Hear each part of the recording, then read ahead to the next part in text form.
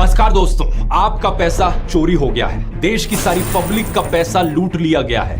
आजाद भारत के इतिहास का यह शायद से सबसे बड़ा स्कैम है। 2017 की बात है जब मोदी सरकार ने ये इलेक्टोरल बॉन्ड्स की स्कीम इंट्रोड्यूस करी थी और इसे एक चंदा लेने का जरिया बनाया पॉलिटिकल पार्टीज के लिए। Finance Minister Arun Jaitley today announced the contours of electoral bonds for funding of political parties. खास बात ये कि इस स्कीम में सारी चीज करी जाती जनता से छुपाकर। कौन सी कंपनियां किन पार्टियों को कितना पैसा देंगी इसका कुछ नहीं पता चलना था हमें। जो लोग इस खबर को उस वक्त फॉलो कर रहे थे वो पहले ही समझ गए थे कि यहाँ एक बहुत बड़ा घोटाला होने वाला है, क्योंकि एज पर ECI data total bonds 20,000 crore की नहीं बल्कि 12,700 करोड़ की थी। अप्रैल 2019 और जनवरी 2024 के बीच में जो इनकैश करी गई।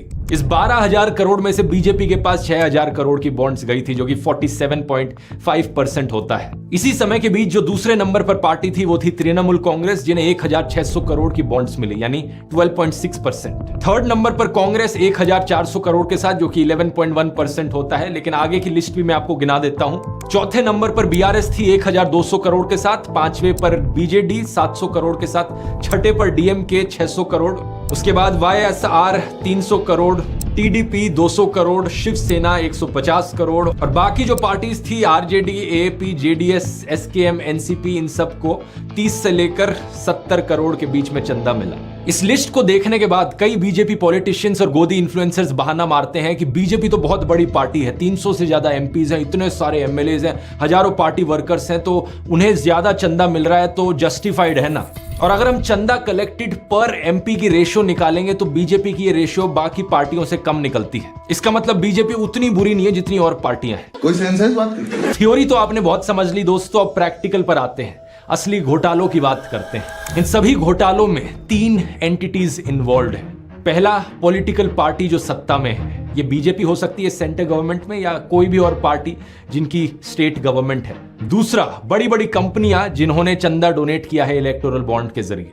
और तीसरा, आम जनता यानी पब्लिक। इन तीनों के नीचे एक बक्सा रख देते हैं। पॉलिटिकल पार्टी के नीचे जो बक्सा रखा है वो चंदे का डिब्बा है, कंपनी के नीचे जो डब्बा है वो कंपनी के पैसे का डब्बा है, और तीसरा, पब्लिक के नीचे जो डब्बा है वो सरकारी पैसे यानी जनता के पैसे का डब्बा है। अब सोचो, अगर सरकार जनता के डब्बे से पैसे निकालकर कंपनी के डब्बे में डाल दे और रिटर्न में कंपनी अपने डब्बे से पैसे निकालकर पार्टी के डब्बे में डाल दे इलेक्टोरल बॉन्ड्स के जरिए, क्या आप इसे एक स्कैम कहोगे या नहीं कहोगे? ऑब्वियसली एक घोटाला है। हरियाणा में एक कहानी सुनाई जाती है ज्ञानी चोर की, जो अमीरों से पैसे लूटता है और गरीबों में बांटता है, रॉबिन हुड की कहानी की तरह। लेकिन ये जो इलेक्टोरल बॉन्ड का घोटालों का भंडार है, यहाँ पर गरीब लोगों से, आम जनता से पैसे लूटे जा रहे हैं और अमीरों को दिए जा रहे हैं। ये एग्जैक्टली कैसे किया जा रहा है 3 ठोस एग्जाम्पल से समझते हैं। पहला है टैक्स इवेजन, जो कंपनियां टैक्स पे नहीं करती ढंग से। टैक्स ना पे करने का मतलब है कि हमारे जनता के बक्से में पैसा नहीं आ रहा है। इसका मतलब सरकारी एम्प्लॉयज को अपनी सैलरीज टाइम पर नहीं मिलेंगी, सरकारी जॉब्स में रिक्रूटमेंट नहीं होगी, स्कूल हॉस्पिटल्स की कंडीशंस इंप्रूव नहीं करी जा सकेंगी, क्योंकि जनता का पैसा जो जनता की भलाई के लिए इस्तेमाल किया जाना था वहां पर कमी हो रही है। अब ऐसे केस में अगर कोई कंपनी अपने टैक्सेस पे नहीं कर रही है तो सरकार को क्या करना चाहिए?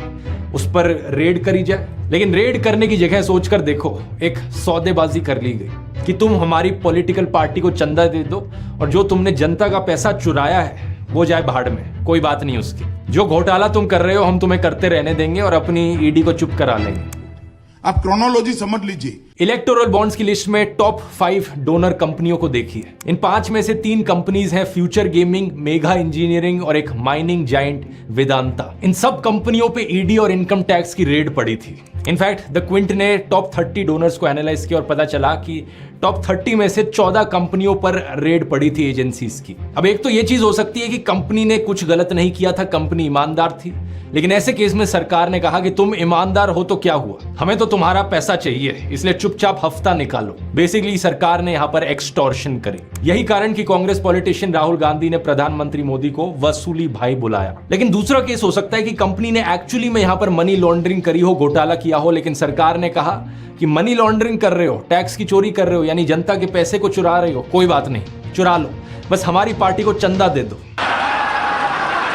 बहुत बहुत धन्यवाद।